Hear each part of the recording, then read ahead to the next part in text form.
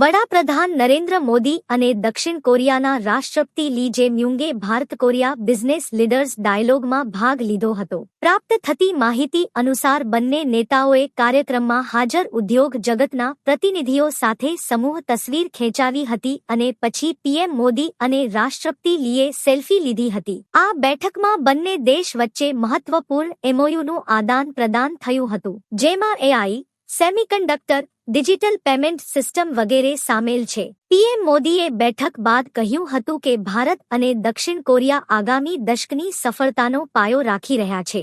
બંને દેશ વચ્ચે એઆઈ, સેમિકન્ડક્ટર, આઈટી ક્ષેત્રમાં ભાગીદારી મજબૂત કરવા માટે ઇન્ડિયા કોરિયા ડિજિટલ બ્રિજ તૈયાર કરાયો છે. મોદીએ કહ્યું હતું કે જહાજ નિર્માણ, સતત વિકાસ, સ્ટીલ અને પોર્ટ જેવા ક્ષેત્રમાં એમઓયુ ઉપર હસ્તાક્ષર કરાયા છે, જેનાથી બંને દેશના ઔદ્યોગિક અને આર્થિક સહયોગને નવી ગતિ મળશે. મોદીએ આગળ કહ્યું હતું કે દક્ષિણ કોરિયા અને ભારત વચ્ચે દ્વિપક્ષીય વેપાર $27 અબજ પહોંચ્યો છે અને 2030 સુધીમાં $50 અબજ કરવાનું લક્ષ્ય છે. બીજી તરફ લીએ કહ્યું હતું કે ભારત અને દક્ષિણ કોરિયાને ઇલેક્ટ્રોનિક ચૂકવણી પ્રણાલીથી જોડવા એક એમઓયુ ઉપર હસ્તાક્ષર થયા છે.